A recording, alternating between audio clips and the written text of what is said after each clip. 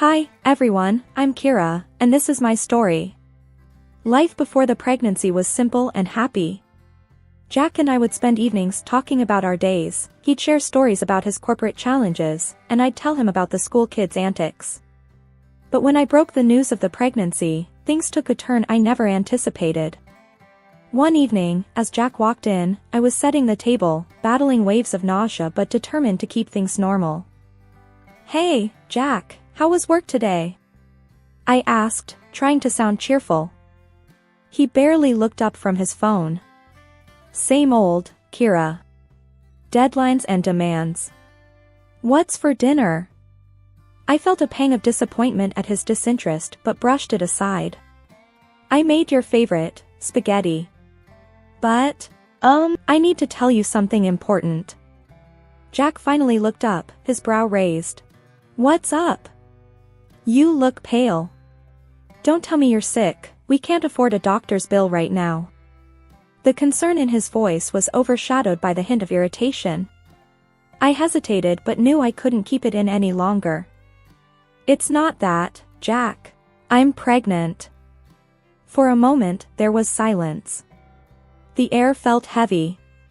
Jack's face, usually so full of confidence, went blank. "Pregnant? Are you sure, Kira?" His voice was a mix of surprise and something else I couldn't quite place.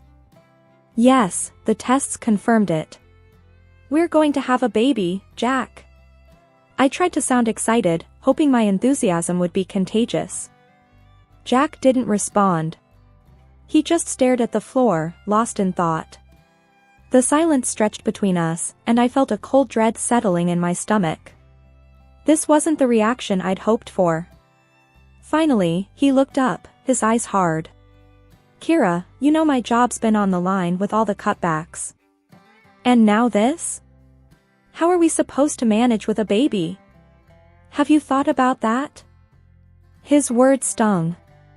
I had imagined joy, hugs, maybe even happy tears. But instead, there was this, a cold, hard dose of reality served by the man I loved. "I know, Jack, it's unexpected. But it's also a blessing, isn't it? We can make it work. Maybe I can take some extra tutoring on the side, and..." Jack cut me off, his voice rising. "Extra tutoring? Kira, you're not thinking straight. A baby is not just about extra expenses for a few months. It's a lifelong commitment. And with your job, how are you going to manage?" I recoiled at his tone. This wasn't a discussion, it was a confrontation.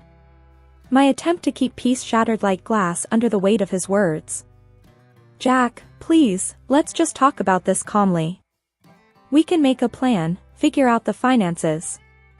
But he was already grabbing his coat, his face a mask of frustration and anger. "I need some air. We'll talk about this later, Kira. Or better yet, you figure it out. You're the one who's so happy about this blessing." And with that, he was gone, the door slamming shut behind him. I stood alone in our small kitchen, the untouched spaghetti cooling on the table, a symbol of our suddenly uncertain future. Weeks had passed since I broke the news to Jack, and each day felt like walking on thin ice. I was doing my best, trying to keep up with my teaching job despite the nausea that hit me without warning. But the day came when my body couldn't keep up, and I had to face the inevitable. I was sitting at the kitchen table, the unpaid leave form from the school in front of me, my hands trembling as I waited for Jack to come home. The clock ticked loudly in the quiet room, each second stretching into eternity. The door finally opened, and Jack walked in, his face buried in his phone. He barely glanced at me as he took off his coat. "Jack, we need to talk," I said, my voice barely above a whisper. He sighed, a sound of tired irritation. "What is it now, Kira? I've had a day from hell at work. Can it wait?" I shook my head, feeling the weight of the moment. "It's about my job. I can't keep up, not with the baby and my health. I had to take unpaid leave." The words hung in the air, and I watched as Jack's expression turned from annoyance to disbelief, then to anger. "Unpaid leave? Are you out of your mind, Kira? How in the hell are we supposed to manage without your salary? Did you even think about that before making this brilliant decision? His voice was rising, each word a sharp jab at my already fragile state. I tried to keep calm, to explain the situation. Jack, please understand. I'm not doing this by choice. The doctor said it's crucial for the baby's health. I'm sick all the time, I can't stand up in front of a class without feeling like I'm going to pass out. What was I supposed to do? But my words seemed to fuel his anger even more. You always have an excuse, don't you, Kira? It's always something with you. First, you bring this surprise pregnancy on me, and now this? What's next? Are you going to tell me you can't even take care of the baby once it's here? His words stung like venom, and I felt tears pricking my eyes. This wasn't the Jack I knew, the man I had married. Jack, please, you're not being fair. I'm doing the best I can. It's not like I'm sitting around, enjoying this. Do you think I like being sick, feeling weak all the time? This is hard for me too, you know. There was a moment of silence as Jack paced the room, his hands clenched into fists, his breathing heavy. You know what, Kira? I'm done. I'm done dealing with this day in, day out. You figure out how to manage your situation, but don't expect me to stand around and watch our lives go down the drain because you can't handle it. I've got my own problems to deal with. The days following our confrontation felt like moving through a thick fog. Jack's presence in the house became like a shadow, barely speaking, his face a mask of cold indifference. I missed the sound of his laughter, the warmth of his touch, but all that seemed like a distant memory now, buried under the weight of our current reality. I was sprawled on the couch, a hand on my belly, trying to find some comfort in the little life growing inside me, when Jack walked in from work. His steps were heavy, the slamming of the door louder than usual.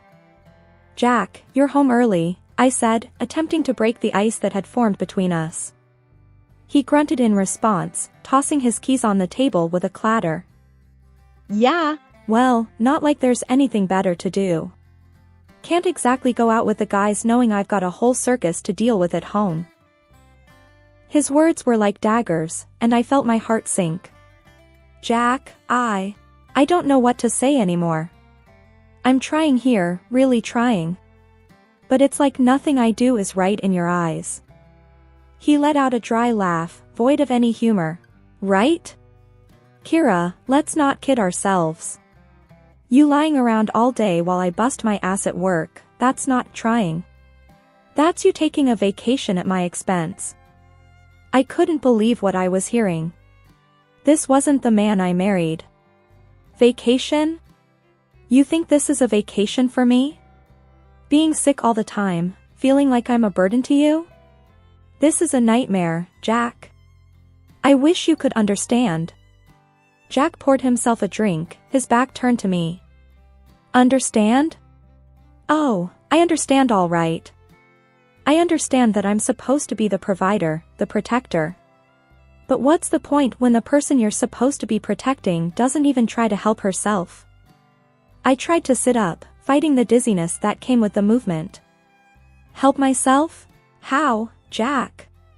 Tell me, because I'd love to know. I'm carrying our child, dealing with this sickness every day. What more do you want from me?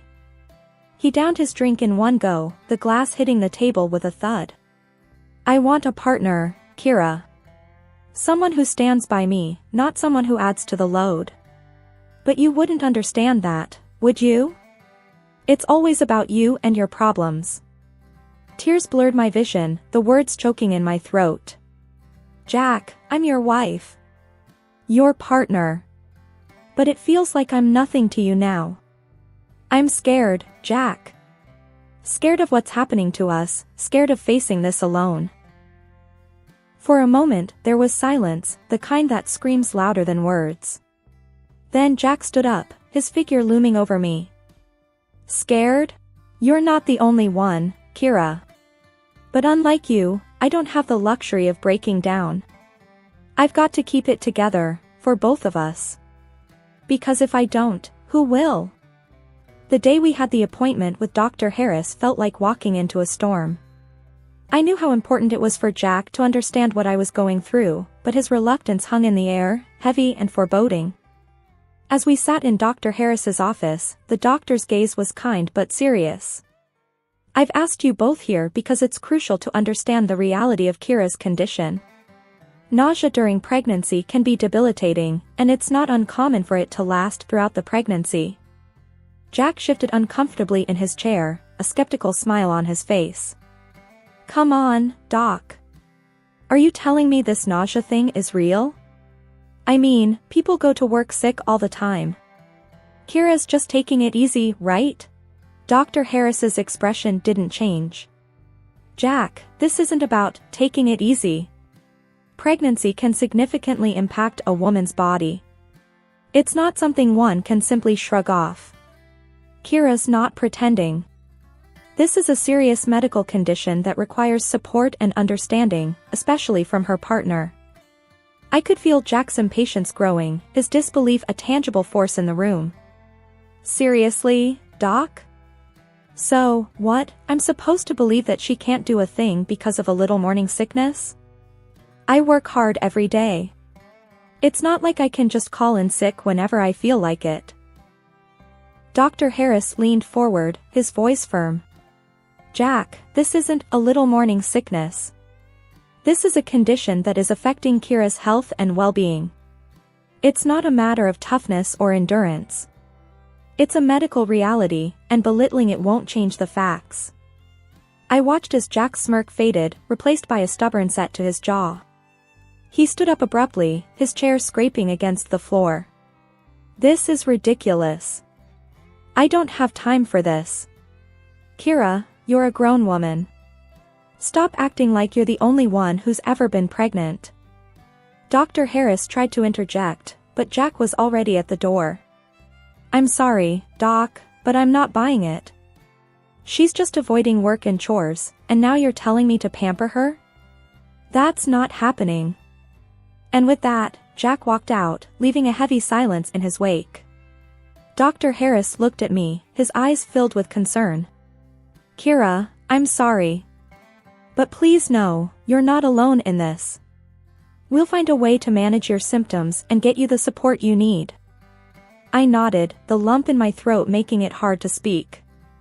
The doctor's office, once a place of reassurance, now felt like the eye of the storm, with the hardest part still to come. The day of the corporate party loomed over us like a dark cloud. I felt a knot in my stomach, knowing that being around so many people, with their perfumes and the food, would be a challenge with my condition. But Jack was insistent. Kira, you have to pull yourself together for this. It's important for my job, for our future, Jack said as he adjusted his tie in front of the mirror. I was sitting on the bed, feeling weak and anxious. Jack, I really don't think I can handle it. The nausea, the smells, it's too much. Can't you go alone this time? Jack turned to me, his expression hard and unyielding. No, Kira. I won't go alone. You need to get over this nonsense and come with me. Everyone's bringing their spouses. What will they think if I show up without you? I tried to reason with him, my voice shaky. It's not nonsense, Jack. You know how bad it's been. I can't control when it hits. What if I get sick at the party? I don't want to embarrass you in front of your colleagues. He let out a harsh laugh, devoid of any real amusement. Embarrass me? Kira, you're already doing that by not going. You think people don't talk? They see you barely leave the house, hear about you not working. Now you want to add to the gossip by making me go to this party alone. The accusation stung, and I felt tears welling up in my eyes. That's not fair, Jack. I'm struggling every day. This isn't about gossip, it's about my health, our baby's health. Jack's face softened for a moment, but the hardness quickly returned. Your health? What about my health, Kira? My career? You think I don't have enough on my plate? Now suck it up, get dressed, and let's go. We're already late. Feeling defeated and scared, I slowly got up and started getting ready. The drive to the party was silent, the tension between us thick enough to cut through. As we walked into the building, the noise and the smells hit me like a wave. My stomach churned, and I felt the color drain from my face. Jack was busy greeting his colleagues, a forced smile plastered on his face. "Jack, I really don't feel good," I whispered, clutching his arm. He looked at me, annoyance flashing in his eyes. "Not now, Kira. Just try to get through the evening. It's important for me." But it was too much. The room started spinning, and I knew I was going to be sick. I tugged at Jack's sleeve, desperation in my voice. "Jack, I need to get out of here. Please." That's when it happened. Jack's grip on my arm tightened, and he pulled me away from the crowd, hissing in my ear. "You just can't help yourself, can you? Always making a scene. Just go, then. Get out of here if you're going to be like this." He dragged me out into the corridor, his grip bruising my arm. I could barely stand, the nausea overwhelming me. "Jack, please, I can't." But he was relentless. With a rough shove, he pushed me towards the exit. "Walk home, Kira. And don't you dare come back until you've learned not to embarrass me like this." Leaning against the cool wall of the hallway, I struggled to catch my breath, the taste of humiliation and nausea bitter in my mouth. The bright lights of the party seemed a world away, and in that moment, I felt utterly alone. But then, the sound of approaching footsteps broke through my daze. "Ma'am, are you all right?" The voice was deep, tinged with genuine concern. I looked up to see an elderly man standing before me, his eyes searching my face for an answer. I tried to muster a response, my words tangled with sobs. I'm not okay. My husband, he just doesn't understand." The man's expression turned stern, yet his voice remained gentle. "What's your husband's name, if you don't mind me asking?" Between shaky breaths, I managed to utter, Jack Harrison." A flicker of recognition crossed the man's face, but he quickly masked it with a nod. "I see. And why, may I ask, did he leave you out here all alone?" The concern in his voice was a balm to my frayed nerves. I found myself confiding in this stranger, telling him about the pregnancy, the nausea, and how Jack had dismissed my struggles and pushed me away. The man listened intently, his jaw tightening with every word I spoke. "That's no way for a man to treat his wife, especially in your condition. Jack ought to be ashamed. What kind of partner turns his back on his family when they need him most?" His words, spoken with such conviction, stirred something within me, a flicker of hope, a sense of validation I hadn't felt in a long time. I don't know what to do anymore. I feel so lost," I admitted, the weight of my situation pressing down on me. The man placed a gentle hand on my shoulder, his gaze steady and reassuring. "You're not alone. Not anymore. Come, let's find you a place to sit down and get some water. You need to take care of yourself, for your sake and your baby's." As we walked to a quieter area, I couldn't help but feel a surge of gratitude for this kind stranger's kindness. We found a secluded table, and he brought over a glass of water, urging me to take small sips. The man then took a seat across from me, his demeanor shifting from compassionate to resolute. "I'm going to have a word with Jack. It's high time someone set him straight. No one should treat their partner the way he's treated you tonight." Before I could protest, the man was on his feet, his figure exuding an authority that made me realize he was someone of significance. But more than that, he was someone who saw my pain and chose to stand by me when I felt most vulnerable. It wasn't long before the calm was shattered by a commotion coming from the main hall. Curiosity got the better of me, and I edged closer to see what was happening. There, in the center of the room, stood the elderly man, now commanding the attention of everyone. Beside him was Jack, looking like he wished the ground would swallow him whole. I could barely hear over the murmur of the crowd, but the stern voice of the older man cut through the noise. "Ladies and gentlemen, I stand before you not just as the director of this company but as someone who believes in the core values we all hold dear. It has come to my attention that one of our own has grossly failed to uphold these values in his personal life. The room fell silent, every eye locked on the scene unfolding. Jack's face had turned an ashen color, his usual confidence nowhere to be seen. The director continued, his gaze unwavering. Jack Harrison, you have not only let down this company but also the very family you vowed to protect and respect. Mocking your pregnant wife, leaving her in distress, is behavior that I cannot and will not tolerate under any circumstances. I could feel the eyes in the room shifting between Jack and the director, whispers and murmurs filling the space with a mixture of shock and disbelief. Jack finally found his voice, though it was nothing more than a weak stammer. Sir, you don't understand. Kira, she's just overreacting. She's making it all up. It's not like it sounds. The director's eyes narrowed, his disappointment clear. Overreacting? Jack, you were seen manhandling your wife, dismissing her health concerns, and leaving her alone and unwell. Is that the kind of man you are? Is that the example you set? Jack seemed to shrink with every word, his usual bravado fading into nothingness. The crowd was watching, some with open disapproval, others with whispered conversations behind their hands. Sir, please, I didn't mean for it to. I was just stressed, that's all, Jack pleaded, his voice barely audible. The director shook his head, his decision made. Stress is no excuse for your behavior, Jack. Effective immediately, you are relieved of your duties at this company. I will not have someone who exhibits such disregard for their family representing us in any capacity. The finality in the director's voice left no room for argument. Jack stood there, defeated and alone, as the director turned his attention to the crowd. Let this be a reminder to all of us. Our actions, both in our professional and personal lives, reflect on who we are. Let's strive to be better, to support and respect those around us.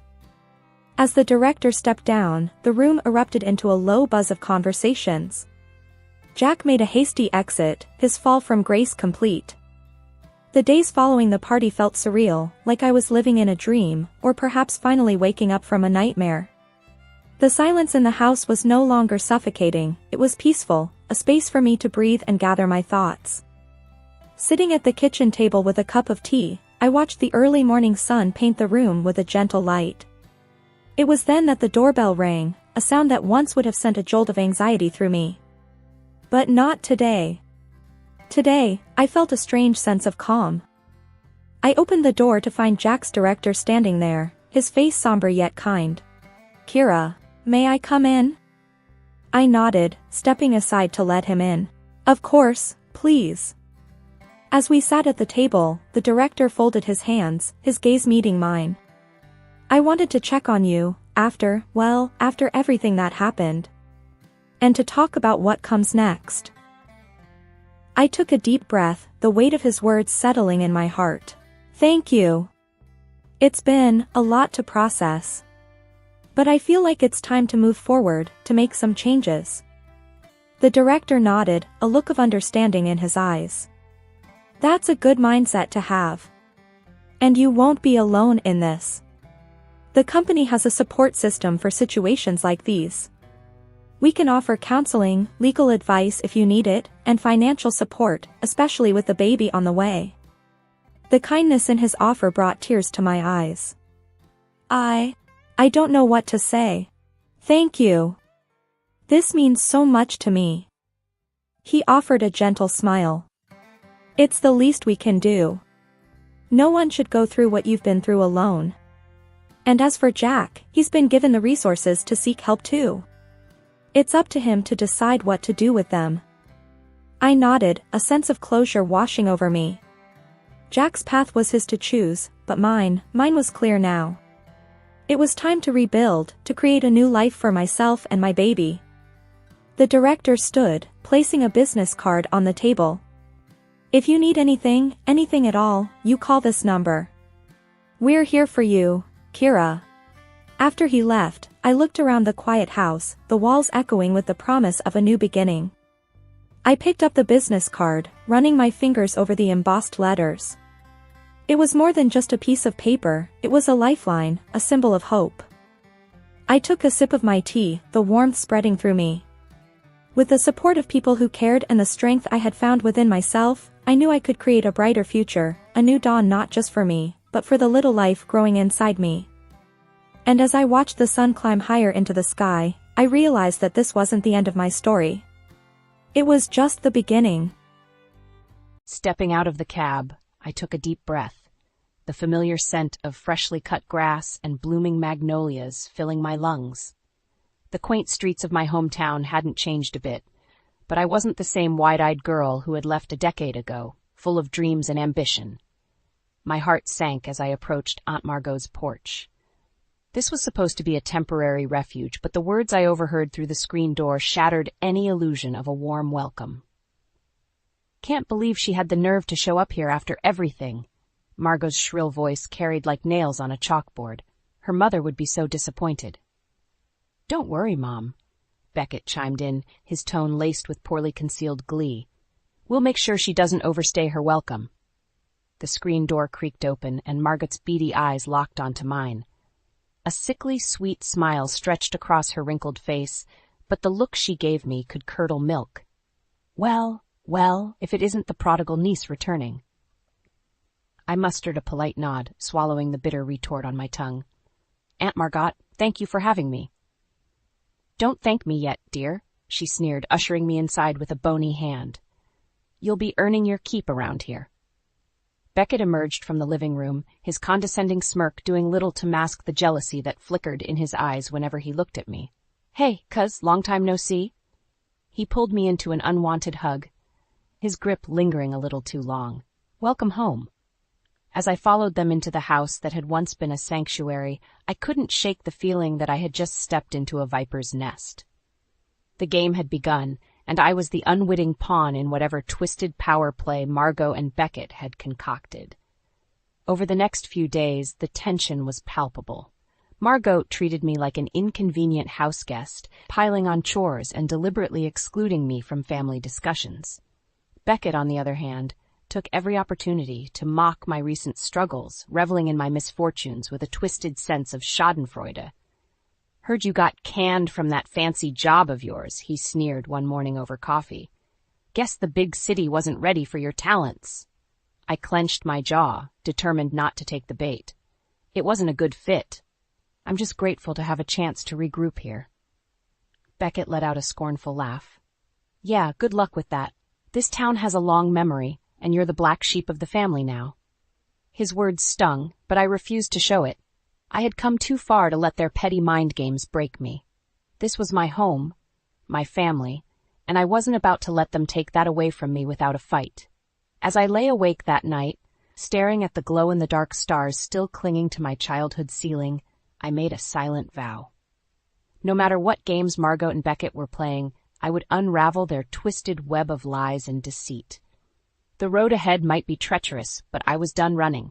It was time to face the storm head-on and reclaim what was rightfully mine. A week had passed since my unwelcome homecoming, and Margot's disdain showed no signs of waning. Every morning, she would greet me with a fresh list of chores, her lips curled into a sneer as she inspected my work with a critical eye. "Honestly, Raina, is this the best you can do?" she sneered one afternoon, pointing at a smudge on the kitchen counter. "No wonder you can't hold down a job." Before I could respond, Beckett sauntered in, that infuriating smirk plastered across his face. "Give the girl a break, Mom. She's just not cut out for real work." My fists clenched at my sides, but I bit my tongue. Losing my cool was exactly what they wanted. Later that week, I finally secured a job at the local boutique, desperate for any excuse to get out of that suffocating house. But even that small victory was short-lived. Well, if it isn't the failed city girl," Beckett sneered when I shared the news. "Bet you'll be real popular working retail with all your fancy degrees." Margot clucked her tongue disapprovingly. "Just don't go getting any ideas, dear. This is a temporary arrangement until you get back on your feet." The implied message was clear. I was nothing more than a charity case in their eyes, a burden to be tolerated until I could be sent on my way. At work, whispers seemed to follow me everywhere I went. Former friends and classmates watched me with a mixture of pity and schadenfreude, no doubt regaling each other with tales of my spectacular downfall. "Hey, Raina, heard you lost your big-shot job in the city," one of my old high school friends, Kendra, said with a saccharine smile. "That's too bad. I always knew you'd end up right back where you started." I forced a polite smile, my cheeks burning with humiliation. "Just taking a little break, that's all. Sometimes you need to recharge your batteries." Kendra's laugh was like nails on a chalkboard. "Well, good luck with that. This town has a way of trapping people, you know?" As the days wore on, the isolation wore me down. Everywhere I turned, I was met with snide remarks or cold shoulders. Even mundane trips to the grocery store became exercises in avoiding judgmental stares and whispered barbs. It didn't take long to realize that Beckett was behind it all, spinning a twisted web of lies and rumors to alienate me from what few allies I had left in this town. My sordid, big-city misadventures became fodder for the local gossip mill, each story more outlandish than the last.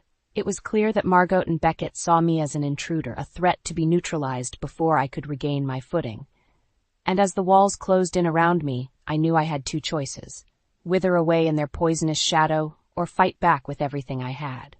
One sleepless night, as I stared at the shadows dancing across my childhood bedroom walls, the path forward became clear. If Margot and Beckett wanted a war, they would get one. It was time to stop playing by their rules and expose their twisted charade for what it truly was. The battle lines had been drawn, and I would show no mercy. "You're selling Grandma's land?" I fought to keep my voice steady, my fingers digging into the worn wood. The property she wanted preserved as a community park? Margot's expression was one of cold indifference. "It's a prime piece of real estate, and we could use the money, unless you'd like to start contributing to this household?" My mouth opened, then closed as 1,000 retorts battled on my tongue. Before I could formulate a response, Beckett swaggered into the room, cutting me off with a condescending laugh. "Why so shocked, cuz? Did you really think that scrap of land was yours?" His eyes glinted with malice. "Face it, you're just a guest here. A guest with no real stake in this family's legacy." White-hot anger flooded my veins as his implication hit home. In their eyes, I was nothing more than a rat scurrying through the walls of their home, to be exterminated or starved out at their whim. "How dare you?" I seethed, rising from my chair. "That land belongs to me as much as—" "Enough!" Margot's voice cracked like a whip, freezing me in place. "I've indulged your delusions long enough, Raina.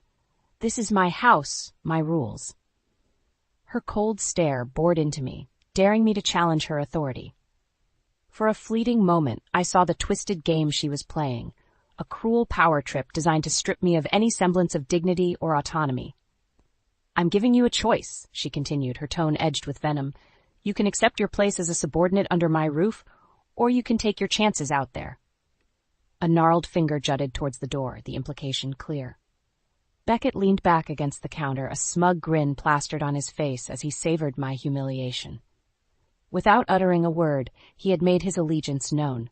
Turn against me or face the consequences. A kaleidoscope of emotions swirled within me: rage, humiliation, desperation. This was supposed to be a sanctuary, a temporary respite where I could regroup and find my footing. Now the walls seemed to be closing in, leaving me cornered by those I should have been able to trust above all others. I opened my mouth, fully prepared to unleash the torrent of pent-up anger and resentment that threatened to consume me from within. But something made me pause, the ember of a newfound determination flickering to life. "Fine," I managed through gritted teeth, reining in my explosive emotions. "You want to play hardball? Game on." Without another word, I turned on my heel and stormed out of the kitchen, my mind already racing with the beginnings of a counterattack. If Margot and Beckett thought they could bully me into submission, they were sorely mistaken. I refused to be the victim any longer. From that moment on, the battle lines were drawn in earnest. I became a silent observer, committing every underhanded comment and manipulative tactic to memory. Slowly but surely, I began assembling the pieces of the puzzle, the true depths of their depravity taking shape. They wanted to strip me of my family legacy? Fine. I would rebuild an empire from the ashes, one that would make the name Mercer something to be feared and respected once again. And when the dust finally settled, there would be a reckoning. That twisted game of theirs was just getting started. In the weeks following Margot's ultimatum, an uneasy truce settled over the household. Beckett continued his petty needling, making snide comments whenever our paths crossed, but I met his barbs with stony silence, refusing to give him the satisfaction of a reaction. "What's the matter, cuz?" he sneered one morning as I grabbed my keys. "City life finally catch up with you?" I brushed past him without a word, his taunts falling on deaf ears. I had bigger fish to fry. My days soon settled into a methodical routine, work at the boutique, followed by clandestine meetings and information gathering. Slowly but surely, I began piecing together the true scope of Beckett's misdeeds in this town. First, there were the underhanded business deals, greasing palms to secure municipal contracts that should have gone to more reputable firms. Then came the whispers of more insidious acts, bribery, extortion, even allegations of fraud. Beckett's been running this town's underbelly for years. An old friend from high school confided over drinks one night. Anybody who gets in his way tends to have some bad luck. My blood ran cold at the implication, but I pressed on, making careful note of every scrap of intel. If I was going to bring these snakes down, I needed an airtight case. As my web of contacts grew, so too did the risks. I soon found myself navigating a minefield of shifting loyalties and interests, never quite sure who could be trusted. "Be careful who you talk to, Raina," Kendra, my coworker, warned after I broached the subject of Beckett's activities. "This town has eyes and ears everywhere. You don't want to end up on the wrong side." Her words struck a nerve, forcing me to confront the harsh reality that I was waging this war on enemy territory. One misstep could unravel everything I'd worked so hard for. But I was committed to seeing this through, no matter the cost. Gradually, the exhaustion of maintaining a double life began to weigh on me. There were nights where I would lie awake, replaying every potentially incriminating interaction in my mind, second-guessing my every move. I knew Beckett was watching, waiting for any sign of weakness to exploit. And Margot, while keeping her distance, radiated a palpable sense of smug superiority that grated on my nerves. It all came to a head one fateful evening over a stilted family dinner. As I picked at the overcooked meatloaf before me, Beckett broke the tense silence with a barrage of snide remarks. "You've been awfully scarce lately, Raina," he said, his voice dripping with false concern. "Not getting into any trouble out there, are you?" Margot pursed her lips, but said nothing, her gaze boring into me with a silent dare to challenge her son's authority. That was the final straw. In a split-second decision, I reached into my purse and retrieved the meticulous file I had compiled, detailed records of Beckett's shady dealings, eyewitness accounts, even grainy photos of him exchanging illicit packages. "You want to know what kind of trouble I've been getting into?" I growled, slamming the dossier onto the table with a resounding thud. "Take a look for yourself." Beckett's cocky smirk faltered as he flipped through the damning evidence. For the first time since my return, I held all the power. "What is this?" Margot hissed, her bony fingers wrapping around the file like talons. My gaze was steely as I leaned back, letting the weight of her son's transgressions sink in. "Your perfect little prince has been running this town into the ground," I said, relishing the words, but not for much longer. The game was on, and this time I held all the cards. The annual Mercer family gathering was always a tense affair, but this year's event carried an electric undercurrent of anticipation. As I stepped into the backyard, dozens of judgmental eyes fell upon me. Aunts, uncles, and cousins all whispering behind cupped hands. Beckett wasted no time in making his presence known, swaggering over with a wolfish grin. Well, if it isn't the black sheep herself, gracing us with her presence. I met his gaze, unflinching. "Don't worry, cousin. I'll be on my best behavior." Before he could respond, Margot's shrill voice cut through the din like a rusted knife. "Everyone, please take your seats. We have much to discuss." As the family assembled around the weathered picnic tables, Beckett made a show of pulling out his mother's chair, reveling in the approving murmurs that rippled through the crowd. I resisted the urge to roll my eyes. The performance was just another ploy to solidify his position at Margot's side. Now, as you all know, our annual gathering isn't just about reminiscing. Margot began, her steely gaze sweeping across the assembled faces. It's also a time to discuss the future of our family's legacy. She paused, letting the weight of her words sink in. Out of the corner of my eye, I caught Beckett's smug smile, the unspoken message clear. He expected to be named the heir apparent, the keeper of the Mercer family flame. This was my moment. Before we proceed, I interjected, rising from my seat, there's something you all should know about our esteemed cousin Beckett. A hush fell over the crowd as I produced the incriminating dossier, letting it fall upon the table with a dull thud. It would seem our family's legacy isn't quite as pristine as we've been led to believe. Beckett's eyes widened in panic as I laid bare the sordid details, shady business deals, extortion, even implications of more violent criminal ties. A cacophony of gasps and muttered disbelief echoed through the backyard as I exposed every last dirty secret. You lying bye. Beckett lunged towards me, only to be restrained by two burly uncles. Margot remained motionless, her face drained of color as the stark reality of her son's transgressions sank in. In the ensuing chaos, I locked eyes with my aunt, allowing the faintest hint of a smile to crease my lips. You wanted the truth, Margot? Well, here it is in all its sordid glory. Her jaw clenched, but she said nothing, powerless in the face of such overwhelming evidence.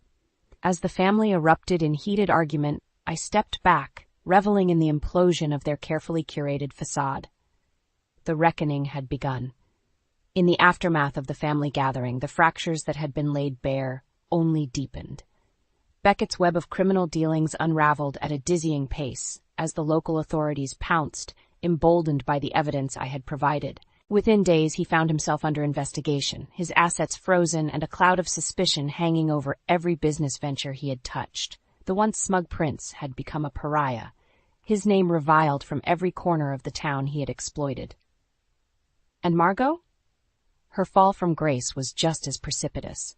As the matriarch who had turned a blind eye to her son's misdeeds, she became a social outcast, shunned by the very people who had once fawned over her every move. It was almost impressive how quickly the tide had turned.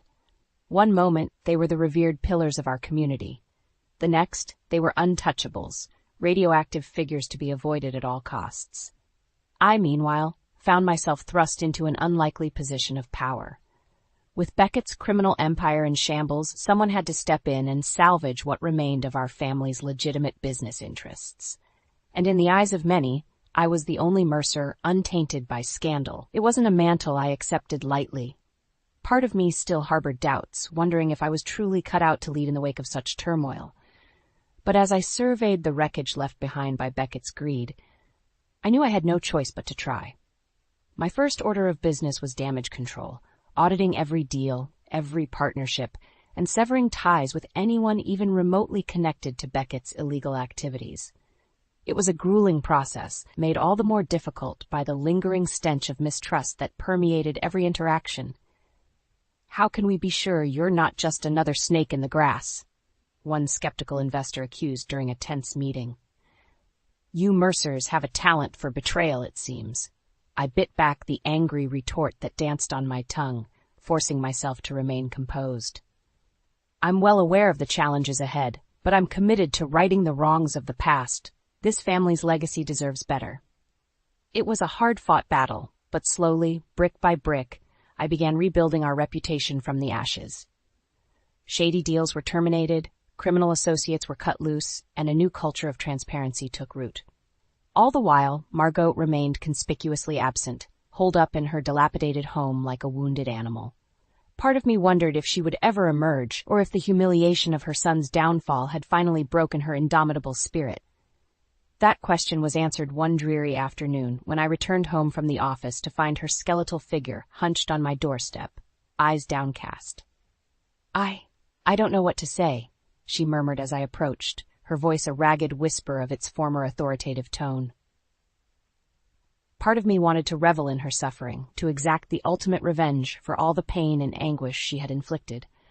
But as I studied her shrunken form, something cold and hard twisted in my gut. Pity. With a resigned sigh, I unlocked the door, holding it open in silent invitation. Margot looked up at me, her eyes glistening with unshed tears of shame and relief. The battle had been won, but the war was far from over. With Beckett disgraced and facing potential criminal charges, I turned my attention to the next battle, securing my rightful inheritance. Grandma's cherished plot of land, the one Margot had so casually tried to sell off, would be the first step in restoring the Mercer family legacy. But negotiating with my aunt in the wake of her son's downfall proved to be a delicate dance.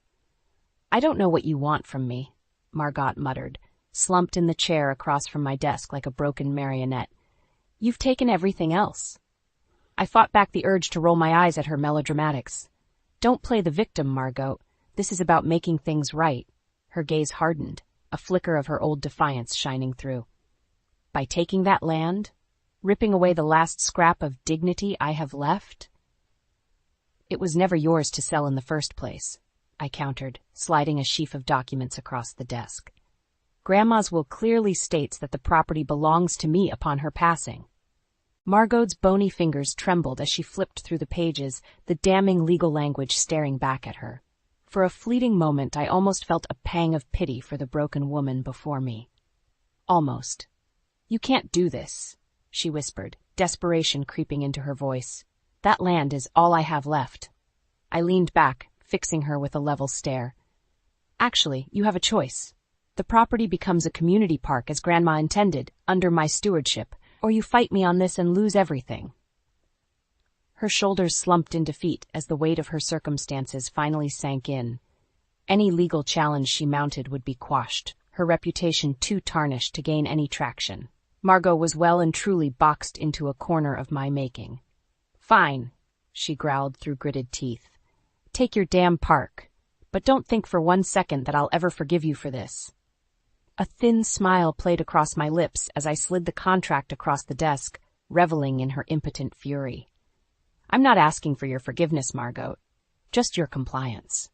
As her gnarled hand trembled over the dotted line, I allowed myself a moment of vindication.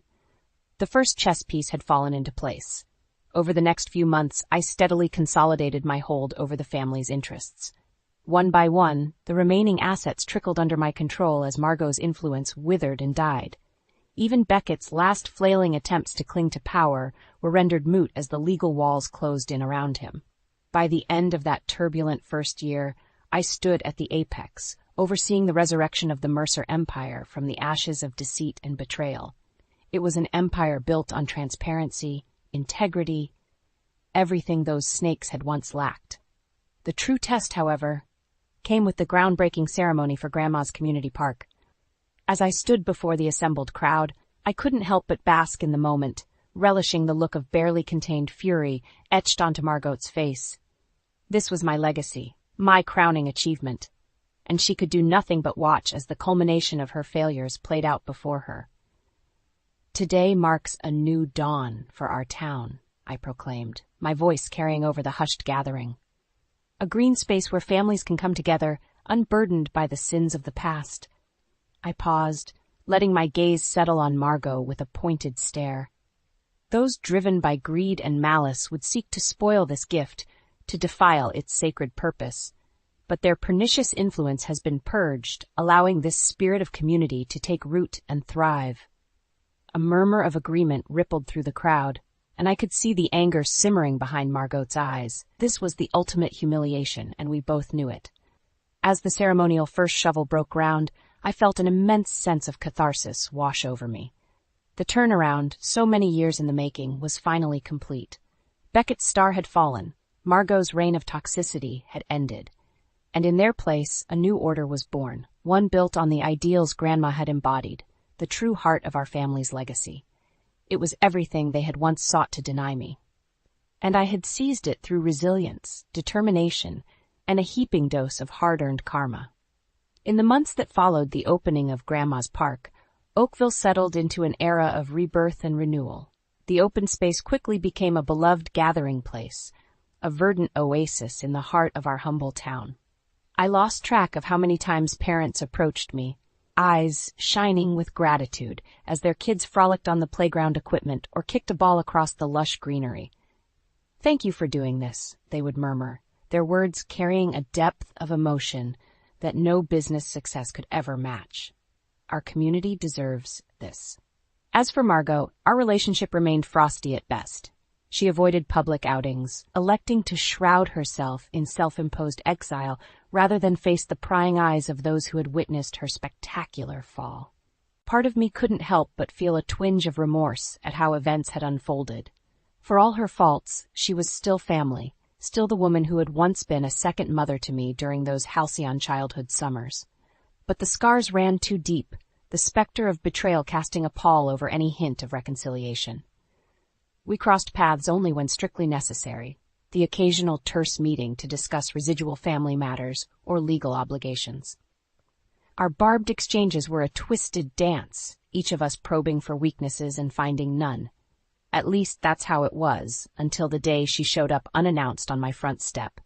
"We need to talk," Margot murmured, her eyes downcast as she invited herself into my living room. I tensed, readying myself for whatever fresh salvo of resentment she planned to unleash. But the venom never came. Instead, she regarded me with a look that could almost be mistaken for wistfulness, her usual imperiousness conspicuously absent. "I did some thinking while I was away," she began, worrying her hands in her lap, "about the path that led us here, the choices I made that put my priorities in the wrong place." I said nothing, but my eyebrow arched ever so slightly, coaxing her to continue. "What I'm trying to say is—" She faltered, visibly struggling to force the words out. "I was wrong, Raina, about everything." The admission hung in the air, so unexpected and uncharacteristic that I found myself temporarily stunned into silence. This was the indomitable Margot Mercer, a proud, vindictive woman, admitting fault, apologizing. "I don't expect your forgiveness," she pressed on, her voice strained. "I know I squandered any chance at that a long time ago, but I owe you this reckoning, I suppose." I opened my mouth, then closed it, feeling uncharacteristically unmoored by her contrition. The bitterness still lingered, as potent as ever, but after so many years of hostility and rancor, this olive branch, however belated, represented a chance to finally exorcise the demons of our shared history. "Thank you," I said at last, the words tasting unfamiliar on my tongue when directed at her, "for acknowledging that, at least." Margot nodded, her eyes glistening with something resembling remorse. We both knew that this wasn't forgiveness, nor even the start of rebuilding what had been shattered beyond repair. But it was a start, however small and fragile. A chance to shed the burdens of the past and move forward, unburdened by the recriminations and deceits that had poisoned our family tree for far too long. As she stood to leave, I found myself struck by how diminished she seemed. A husk of the imperious, cunning woman whose shadow had loomed over my life for so many years. In her place was someone human. Flawed, yes, but finally awakened to the consequences of her own sins. Perhaps that realization, however belated, could serve as the foundation for a new era in the Mercer family legacy. One where integrity and accountability took precedence over ambition and greed. Or perhaps it was merely the first step in a long, arduous road towards personal redemption for us both. Only time would tell. But as I watched Margot's withered form disappear into the fading summer dusk, I felt an unshakable sense of purpose settle over me like a warm embrace. The storm had passed, the monsters had been vanquished, and in their wake the path towards healing, for me, for this town, for the rightful legacy we all deserved, could finally begin.